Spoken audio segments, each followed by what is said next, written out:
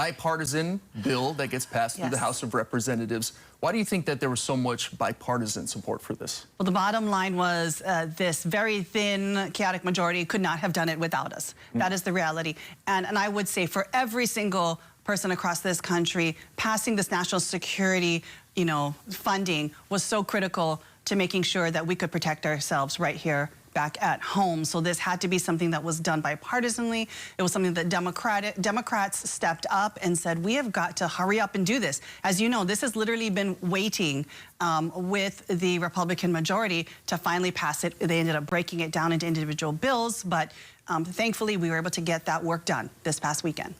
Why do you think it took so long for Speaker Mike Johnson to get to this point? Obviously they have got a lot of differences within their caucus, but the bottom line is when it comes to making sure Putin doesn't get an inch, when it comes to Ukraine and then embolden China, North Korea, adversaries of ours right in our backyard, we had to make sure this funding was completed and done. As you know, there were tensions and divisions amongst the Israel funding. I actually did vote against it. It was a very difficult one, given that it included humanitarian aid. But for some of us, it was about also making a strong statement that unconditional aid, given the, just the impact of loss of life that we are seeing in Gaza, the indiscriminate bombing, the fact that hundreds of aid workers have been killed in this war and crisis, was about sending a strong message that the days of unconditional aid could not continue in this theater.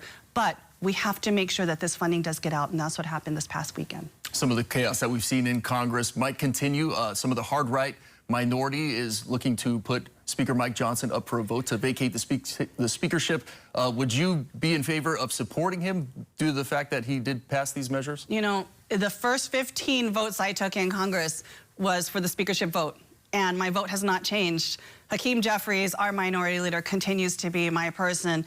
And if there are any discussions going on in Washington, D.C., Hakeem is the person who should be speaking on our behalf in terms of what would that balance looks like. But as you can tell, no matter what, no matter who is speaker, Democrats have stepped forward and stepped up to make sure that the work of the people got done. I did want to mention one other bipartisan thing that did not get through, but I was really proud of.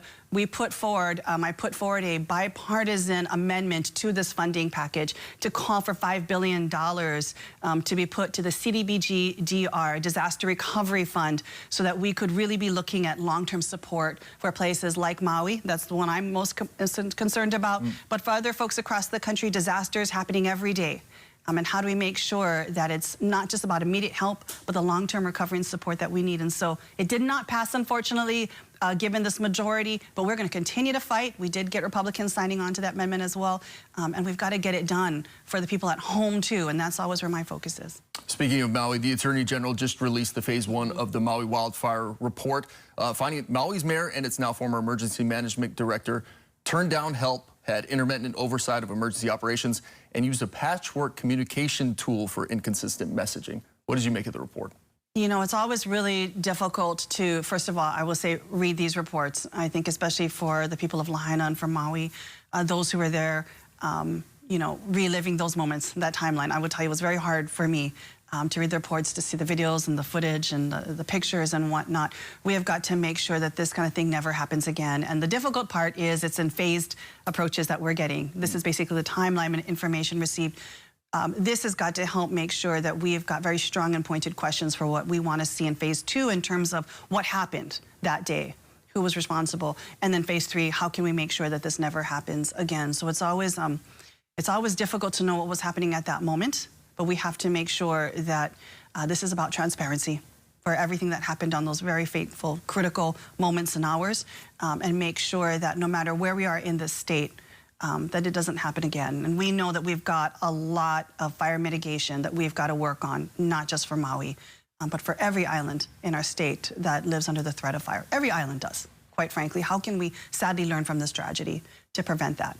Part of that fire mitigation is HECO is proposing $4 for customers, an increase in ratepayers to cover $23 million per year in fire mitigation costs.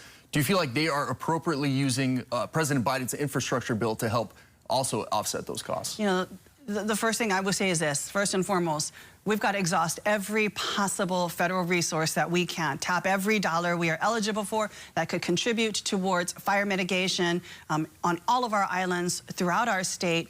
That is the first thing we've got to make sure that we do. Leave no resource behind on the table. And then at that particular point, we know this is going to be a tremendous investment. At that point, then it's a discussion that HECO has to have with its ratepayers in terms of what needs to happen next and how it will be funded. But first and foremost, I will say this.